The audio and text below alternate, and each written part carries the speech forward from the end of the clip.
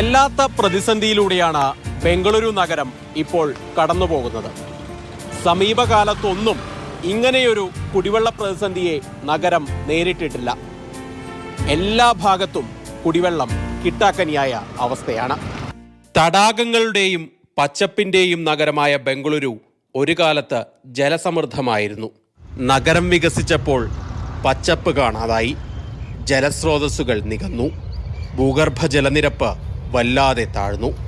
ഒപ്പം മഴയും കുറഞ്ഞതോടെ മുൻപെങ്ങുമില്ലാത്ത പ്രതിസന്ധിയിലേക്ക് നഗരം നീങ്ങുകയാണ്. ನೀರು ಬಿಟ್ಟು ಆಲ್ರೆಡಿ 4 ತಿಂಗಳಾಯ್ತು ಸರ್. ಬಾಬುಸಪಾಳ್ಯದಲ್ಲಿ ನೀರೇ ಇಲ್ಲ, ಕುಡಿಯೋಕ್ಕೂ ಸಹ ನೀರಿಲ್ಲ, ಬಾತ್ರೂಮ್ಗೆ ಹೋಗೋದಕ್ಕೂ ಇಲ್ಲ. ಹೇಳ್ಬೇಕಂದ್ರೆ ನಿಜ ಹೇಳ್ಬೇಕಂದ್ರೆ ಪಾಪ ಅದಕ್ಕೆ ಬಂದು ಎಲ್ಲರೂ ಇಲ್ಲಿ 1 ಟ್ಯಾಂಕರ್ 1500 ರೂಪಾಯಿ ಹೇಳ್ತಾರೆ. ನಾವೆಲ್ಲ ಬಡವರು ಹೆಂಗೆ ಮಾಡೋದು? 3 ಮಕ್ಕಳಿಗೆ ಎಜುಕೇಶನ್ ಕೊಡಬೇಕಾ, ನೀರನ್ನೇ ತಗೋಬೇಕು. ಎಷ್ಟೊಂದು ಕಷ್ಟ ಇದೆ ಗೊತ್ತಾ ನಮ್ಗೆ. ബംഗളൂരു നഗരത്തിൽ താമസിക്കുന്ന മലയാളി സമൂഹം പറയുന്നു, ഇതുവരെ ഇങ്ങനെ ചൂടേറിയ ദാഹിക്കുന്ന ഒരു കാലം ഉണ്ടായിട്ടില്ലെന്ന്. ഈ വർഷം പൊതുവെ വെള്ളത്തിന് ബുദ്ധിമുട്ടാണ്. മഴയൊന്നും ശരിക്കൊന്നും പെയ്തിട്ടില്ലല്ലോ, അതുകൊണ്ട് വളരെ ബുദ്ധിമുട്ടായിട്ട് തോന്നുന്നുണ്ട്. ഓരോ ദിവസവും ഇവിടെ 12-15 ടാങ്കർ വരുത്തണം. നേരത്തെ 7-8 ടാങ്കർ മതിയായിരുന്നു കഴിഞ്ഞ വർഷം ഈ സമയത്ത്. കുടിവെള്ള ಟಾಂಕರ್കൾ കത്തിവിലയാണ് ഈടാക്കുന്നത്. കുഴൽക്കിണറുകൾ പല ഭാഗത്തും പറ്റി.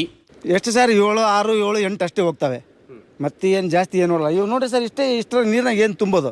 ബഹുനില പാർപ്പിട സമുച്ചയങ്ങൾ പലതും വെള്ളം പാഴാക്കുന്നവർക്ക് 5000 രൂപ വരെ പിഴ ഈടാക്കി തുടങ്ങി. കുംഭച്ചൂടിൽ തന്നെ തടാകങ്ങളെല്ലാം വറ്റി. ഇനി മാർച്ചും ഏപ്രിലും കടന്ന് മെയ് പകുതിയെത്തണം മഴയെത്താൻ. പ്രതിസന്ധി പരിഹരിക്കാൻ പെടാപ്പാടുപെടുകയാണ് സംസ്ഥാന സർക്കാർ.